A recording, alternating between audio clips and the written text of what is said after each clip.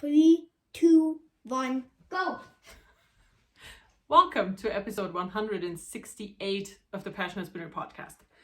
So it's been a while again, and this time it was not my fault.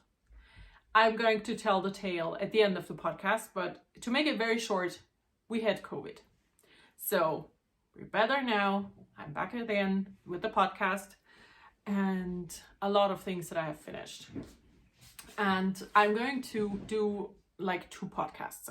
This one here is where I show all the things that I've finished since my last podcast. And then the next video will be all of the things that I am still working on. So let's just get started. So things that I have finished. I finished 4 pairs of socks and I'm going to start with those. So the first pair here is this one, and it is out of my own hand spun. The colorway is called Chinese Fireball, and I had this much left. I had a bit of an accident with these socks, and the accident is called Loki. He stole the second sock while it was in progress, and the sock was here under the dining room table, and the yarn was upstairs in my bed. There was no breaking of the yarn. There was no stitches lost. It just was a mess. So I had to wind the remainder of the yarn from the outside of the skein, to get back to a ball. And yeah, so let's come a bit closer. So these are the socks. Like I said, they were my own hand spun. I knit them with 64 stitches on US 2 needles. That's a 2.75 millimeter. I always knit my socks on DPNs. I always knit them top down with a traditional heel flap and gusset construction. And this is what they look like. I love them. They are for me. These are mine. I really need more handspun socks in my life because handspun socks are the best. So this is the first pair that I have finished. And this is a German size 38 or European 38. I'm not sure. So pair number 1. And over here. Then the next pair is this one here. You've seen it before. This is knit with a skein of opal sock yarn from their Herbstmelodie collection from last fall. And it is called Früchtetee, which means fruit tea. And I am not sure why this is called Früchtetee, because that does not look like Früchtetee to me. But what do I know, right? So here they are, my opal sock yarn socks. I did not make them matching. I rarely do that, to be honest. This is how much I had left of the skein of yarn in the end. They are also for me. I knit these together with 2 of my friends, and we meet for Zoom knitting about once a week, and we all made these socks with this yarn. And this is what they look like, and this is the label to go with it. So yeah, these are also for me. Again, 64 stitches, top down, traditional heel flap and gusset construction, and US 2 DPNs. And I really think that they are really pretty. And I also found the label for the handspun socks. This was the label. The fiber was from Shadow Wind Fiber Arts. I do not know if they're still in business. And I had 370 yards for 82 grams. And yeah, so that's these 2 pairs of socks finished. And when I had finished both of these, I had decided that I wanted to continue finishing socks from my cast-onitis thing where I started all the socks last year. I think it was in March. And these were from then. And I just got the next pair and finished that one. And the yarn that I used for this is from Vicky Viera. It was the only skein that I had from her. I think she's in Sweden. I have actually no idea. I don't know. Also, my brain is still a bit slow. I'm still very tired and a bit just, what's the word for that? Yeah, just tired and a bit drained, you know? So here they are. These are the socks that I knit with that skein of yarn. Here's the leftovers and the label. It is 100% merino. And for the heel, I used a mystery sock yarn that's definitely a 75-25 yarn. But I just felt like this needed something to break up the busy pattern. And that yarn just fit the bill perfectly. So same thing, size 38. But these will probably end up in my shop. I'm going to resurrect it for real, and I need to find out shipping for international shipping, because that's been crazy since the pandemic started. And I need to, you know, do a little bit of research on these things, but then the shop will be open again and these will go up in my shop. So that's this pair. Same construction, same needle size, everything the same. My basic sock pattern, and there is no pattern. So please don't ask me what pattern I'm using. There is no pattern. I've knit so many socks in my life that I have kind of made up my own pattern, and that's what I'm using. So one last pair of socks to show. Like I said earlier, I need to have more hand-spun socks in my life. So I decided to knit a pair of socks out of yarn that somebody else spun, but these will not be for me. These ones will go in my shop for several reasons, but let's show the socks first. Here they are. So this was a gradient, as you can see, kind of looks like this. This is how the gradient goes, and this is what I have left. So it would have gone into a dark purple. And the fiber for this was from Ätherische Öle, which is a German indie dyer. And it is a 100% superwash blue faced luster. And these will go in my shop. They need a good wash first, but then they will go in my shop. And that is what they look like. I again used 64 stitches, top down, traditional heel flap gusset, everything the same. And they are a size, 38 through 40 probably. Made them a bit bigger than if I had knit them for myself, because I knew I wanted to put them in my shop. So this is them. I did not spin this yarn. This yarn was spun by someone who used to come to my house for a knit club, and they didn't have fiber. They brought a spinning wheel but forgot their fiber, and I said, you know what, just let me grab some and you can spin that. And then they gave me the yarn back. And so this is this yarn. And I knit the socks out of it. So that's the last pair of socks. So I can leave the sock blockers in and get all of this over here again. So, and then when I had finished these socks, started another one. I'm going to show that in the next half episode.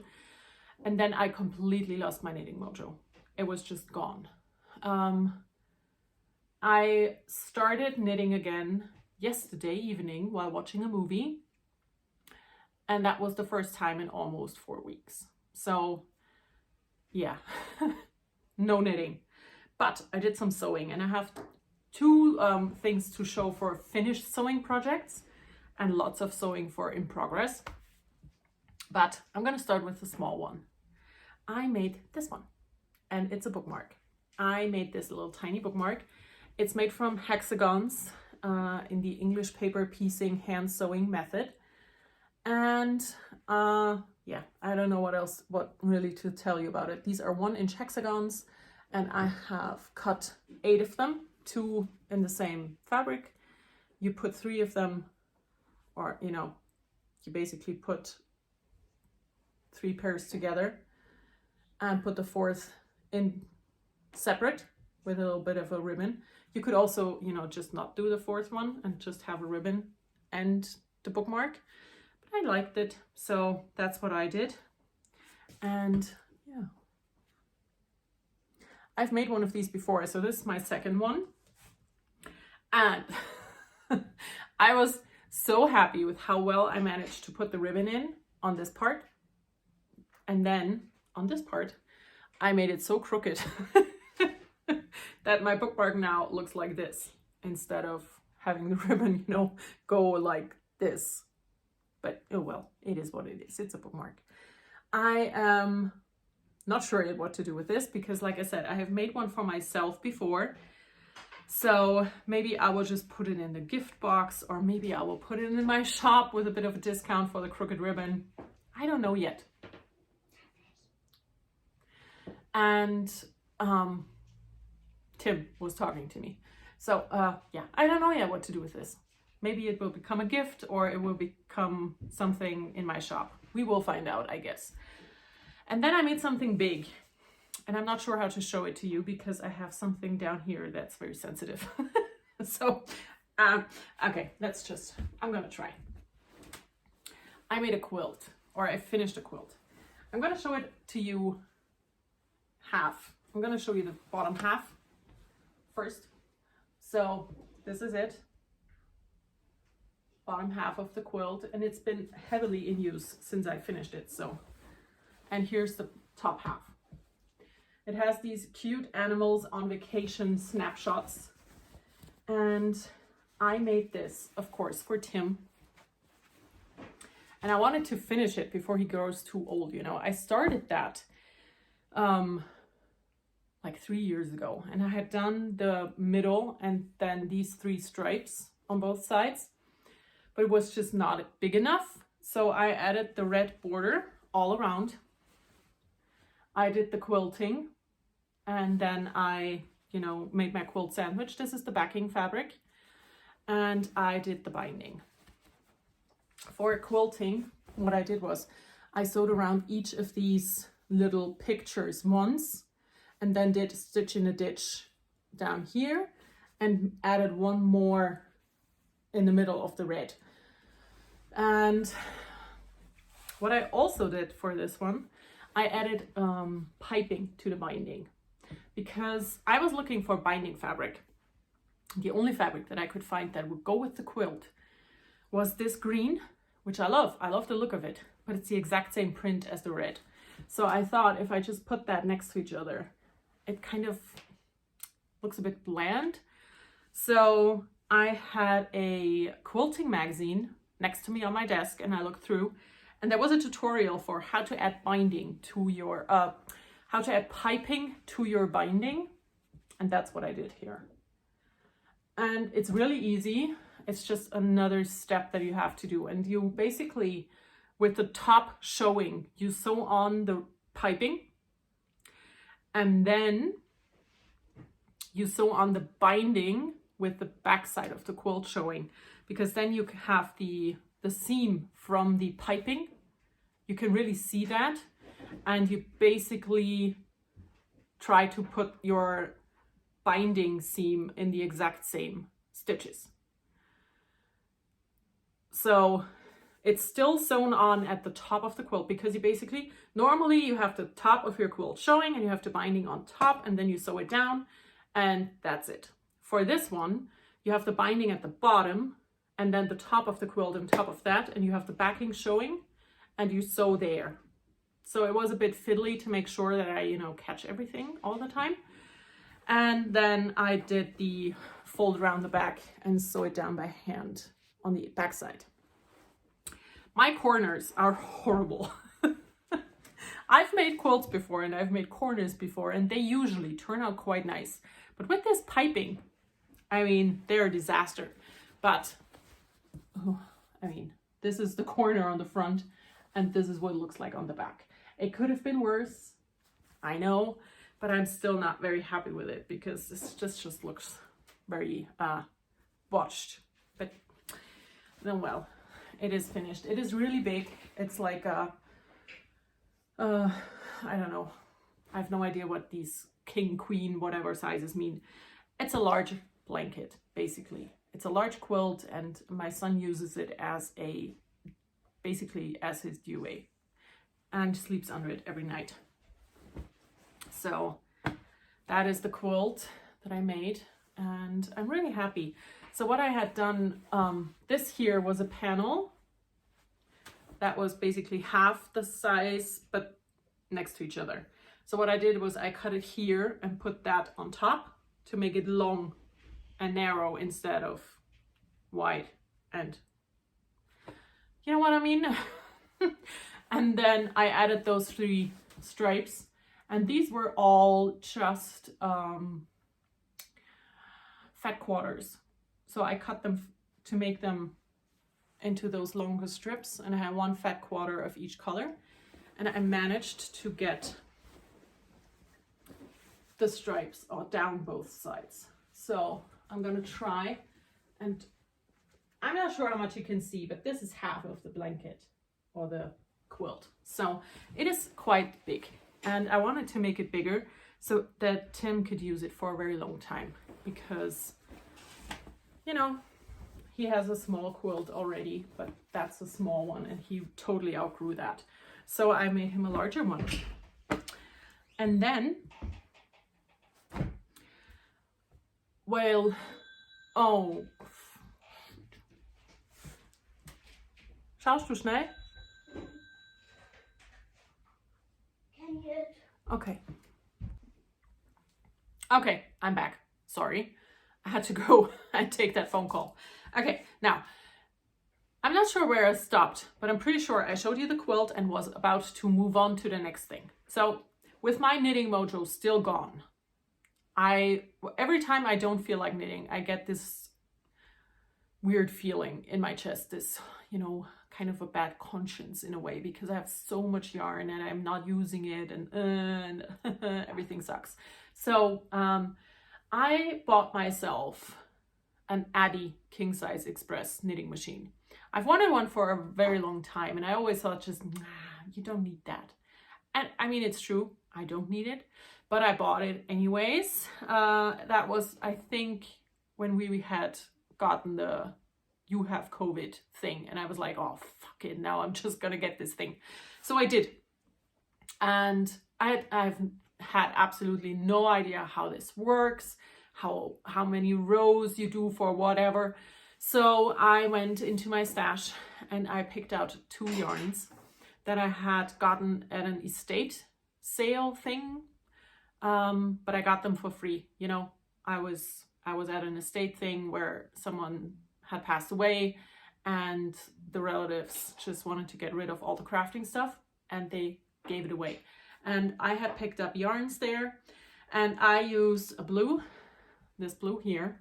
This is an alpaca wool blend 50-50, and I used this gray, which is an alpaca wool and polyamide blend. And the gray you might recognize I used also to knit Tim's Christmas jumper with the Christmas tree on it.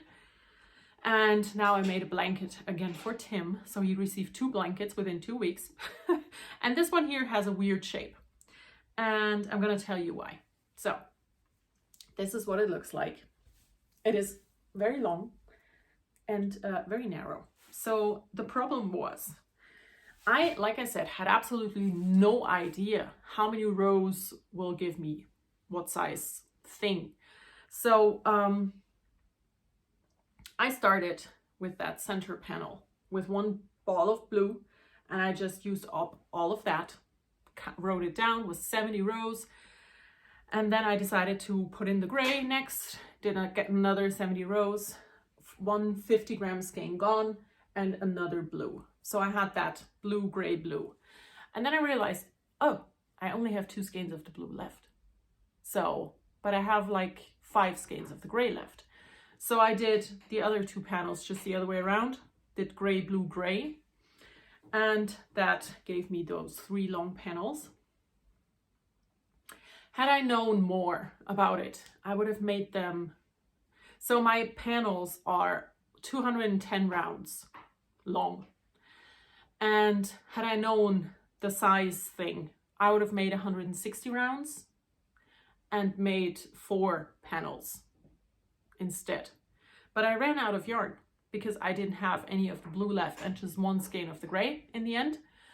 And yes, sure, I could use different yarn, but I would need an alpaca yarn wool blend to make it, you know, drape the same way. And I don't have that. And I decided not to go out and buy yarn for it, because even though it is a weird shape, it is kind of a perfect shape for the kit, because this is half of it. And when he lays down, he's very small, slim, you know, he will just be covered. So it's a good size, and I'm gonna just leave it at that. So what looks horrible is how I, you know, the mattress stitching leaves a lot to be desired. But you know, I'd say, yeah, I've done mattress stitch a million times before, but none ever looked this horrible. So I'm not sure how I managed to do that. But the cool thing, I think, is the join of these panels. And you do that using a crochet hook and basically unraveling 2 stitches. You have 2 stitches from the gray that are loose and 2 stitches on the blue. And you unravel those stitches and crochet them into each other. It's sounds complicated. It's super easy once you get going, you know. And I think it looks really cool in the end. So yeah, I got myself an Addy knitting machine and I did this blanket. I'm going to do at least 2 more, and I have yarn for both. So I'm going to make one for my husband. And longtime viewers know that I made him the dude sweater from the Big Lebowski. And I made him that, I think, 4 years ago now. And I have a lot of yarn left. So I'm going to use that yarn for a blanket for him, because I had ordered, one of the browns that I had ordered was way off. So I had to order again. So I have the way off color left, and then my leftovers. And that will make a beautiful big blanket for my husband. And I have yarn downstairs, and I started a blanket. I showed that in my whip shaming episode like 6 weeks or so ago. And I wanted to do the puzzle shawl, chick shawl puzzle, I'm not sure what it's called, by Stephen West. And I wanted to make 2 and seam them together. And I have just decided to use the yarn that I wanted to use for that and make myself one of these blankets instead. Because this took 2.5 hours. The whole thing. Maybe 3, but not more. So somewhere between 2.5 and 3 hours, and that blanket was done. So I'm definitely going to do that. And that's the fibery stuff done. I also finished a lot of paintings, and I'm gonna show you the most sensitive one first. So I made an oil painting. My first time ever using oil paint. And I decided, you know, go big or go home, just do a Bob Ross. I'm an idiot. But I mean, when you look at his things, it looks so easy, so easy. And then I read up on him a bit, because I was like, how does it look so easy? Well, he made over 30,000 paintings in his life. And this is my first. So I need to give myself a bit of slack, because considering that it's the very first time using oil paint at all, I think it turned out quite okay. I used, like I said, a Bob Ross tutorial. I had bought a book and I followed the step-by-step instructions, and this is what it looks like. So if I hold it here, you can see that the hut, the little cabin, is still wet. And I finished this painting 5 days or so ago. So can you see, just from holding it up, the bottom here is still wet. So I have to hold it in the blue because that's been done for a while. Okay, so I painted this over the course of like 3 weeks. And I am, in the end, you know, I'm quite happy with how it turned out. My biggest problem with this was I used a too small canvas. This is a 24 by 30 centimeter canvas. And Bob Ross used a 24 by 30 inch canvas. So it's a bit of a difference there, you know? So I couldn't do all the things that he did in the way that he did, because I just didn't have the space, or my brushes were too big, or I don't know. But you know, first time using oil paint, I'm quite happy with it. And I definitely want to do more oil painting. I think that it's a very cool thing to be using. And weirdly, my favorite part of it is the little fence that just broke off there. So yeah, that's my first oil painting. Definitely an experience, and it takes forever to dry. I did that top bit, the blue, blah, blah. That top blue bit where I'm holding it now. That was the first thing that I painted, and that was at least 3 weeks ago.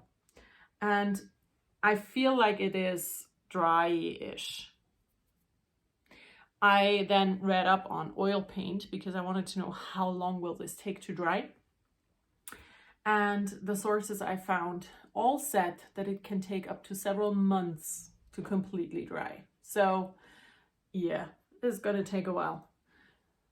The cabin was supposed to have snow on the roof, but I just could not get that to stick. Literally, you know, the white just always disappeared. So I decided to not have it snowed in. Snow has already fallen off. And so yeah, that's the first thing for painting. An oil painting. The first of hopefully many, because I really enjoyed it. But I'm gonna go in different directions now. You know, I'm not gonna do another Bob Ross landscape. I have decided that I want to paint an apple next. Because I should have started with something simple in the first place. So now let's make sure that I have no oil paint left on my fingers. Okay, so I have this little pouch that holds all of my other paintings. And I forgot to bring a painting. I just remembered. And I cannot even tell my son to get it because he can't reach. Okay, so I have 3 watercolor paintings to show, and I would have one gouache painting, but I forgot to get it. Maybe I will just get up and do another video because I already have to edit this. Okay, let's start with the watercolor. I have this one. I started this sometime last year, and then I didn't paint for a few weeks for whatever reasons.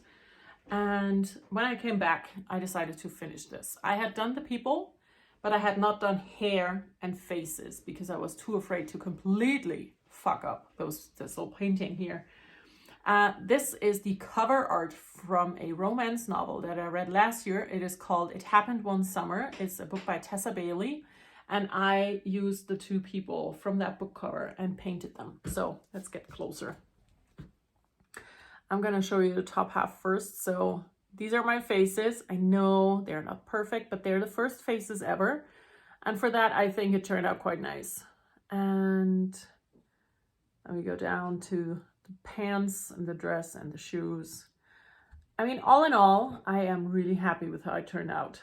I think this could have been a lot worse. You know, I am really happy with it.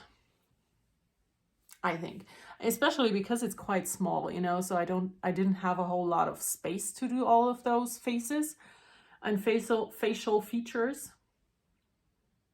Yeah, I'm quite happy with it. I think it turned out nice. And then that was the first thing that I finished, actually. The oil painting was the last one, but doesn't matter. Right now, there's a project going around Instagram that's called the 100-Day Project, and it always starts on the 1st of February, 15th of February. Sometime within the last few weeks. I have no idea. But I decided to join in my own way and try to paint more and just, you know, commit to keep going. So I pulled out this one and finished it. And like I said, I'm really happy with it. And then I finished the oil painting, I think. I'm not sure.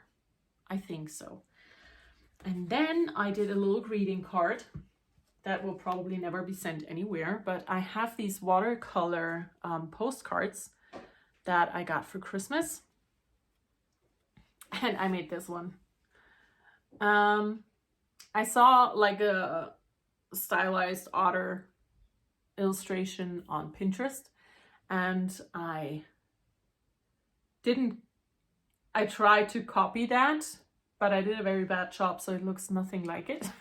But I think, you know, it turned out quite sweet. I have the two otters and the cheesy saying next to it. I did not write that with pen. I wrote that with black watercolor and a brush. So yeah, it's cute. I like it. I think I like it. And after that, I made something that I'm half happy with and half not happy with. And it is this. I love how the butterfly turned out, but the flower is horrific. I started the flower with that super gigantic bulky stem, and then I just didn't know how to continue. So now it looks a bit off. But the butterfly I'm really happy with. I'm going to show that to you. So for that butterfly, I used watercolor and black pen and a white gel pen for some highlights.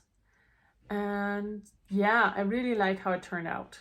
But like I said, the flower, the flower just destroys the whole thing. Had I not done the flower, or had I done the flower differently, it would look a lot better. But I mean, all in all, I'm happy with it. I wanted to do a butterfly, and I went again on Pinterest and I searched for watercolor butterfly painting, and I found one that was from the side like this, completely different. But I liked the idea of not having to do the symmetrical wings, you know, just have to do one wing and hint at the other. So that's what I decided to do with this one. I would probably do another butterfly or a moth where I have both wings showing. But for the first time, I was happy to only have one of the wings. And it's a fantasy butterfly. I didn't use any real butterflies as a reference. So that was that. And then I have a gouache painting, and I'm gonna go get that now.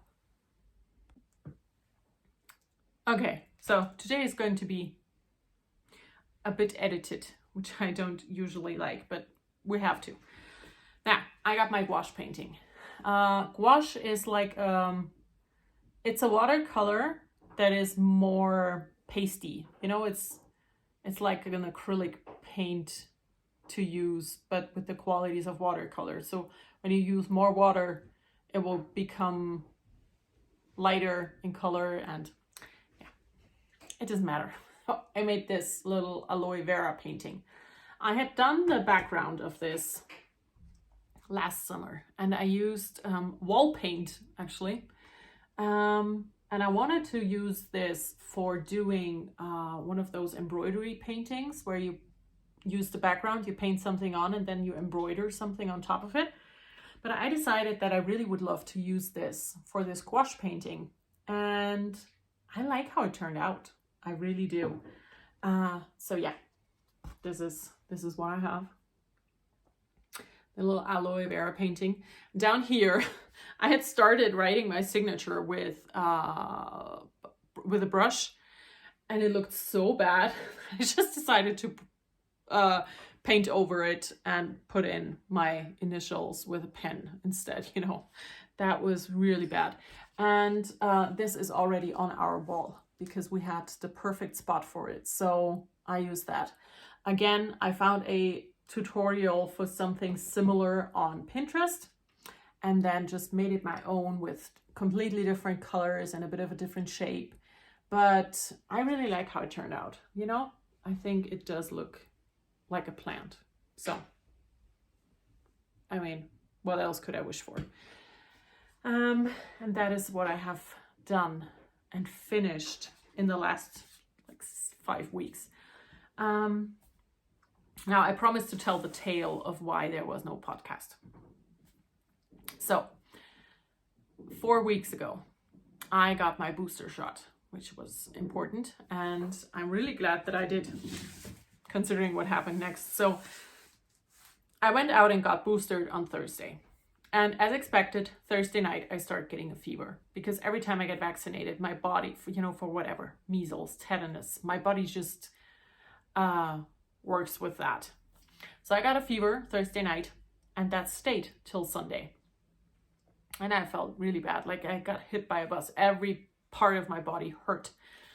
And when that was finally going down, Sunday, in the night from Sunday to Monday, I got up on Monday and was like, yeah, finally I feel good again. And then on Monday, I got infected with COVID. So, and then that happened. The thing was, my husband and we had both the exact same symptoms. We felt the exact same way. He kept testing positive. So we did the little antigen tests that you do at home. He was positive. I was negative. Tim was negative. Then we went out to get the official PCR test done. My husband's positive. Tim and I are negative. But we feel the exact same way. We have the exact same symptoms. And that kept going for the next 2 weeks. So he kept testing positive. I kept testing negative. Same symptoms. So I have no idea what happened there.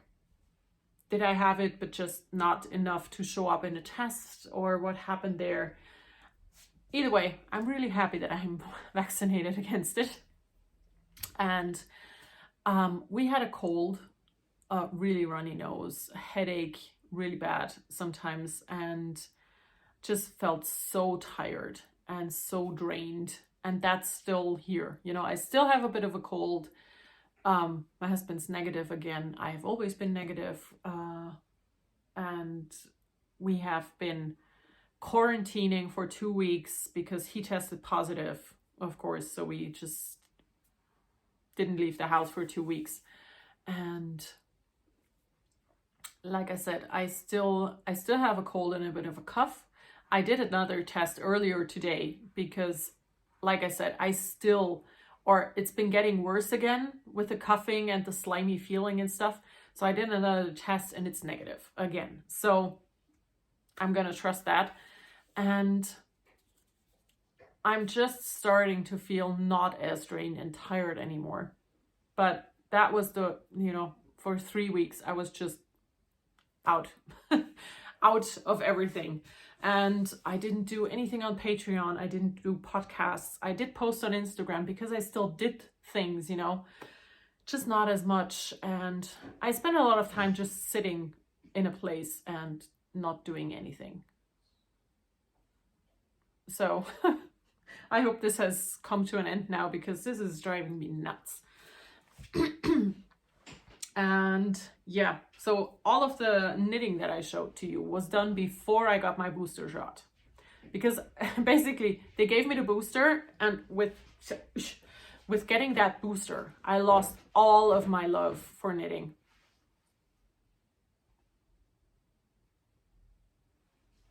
So it's just this fly. Yeah, so it's been weird. It's been a weird 3 weeks. So I started a project that I'm going to show in the next half episode. That's the only thing that I really wanted to work on for a while. And yeah, I did some painting and really still feel like nothing, like my creativity isn't fully here yet again.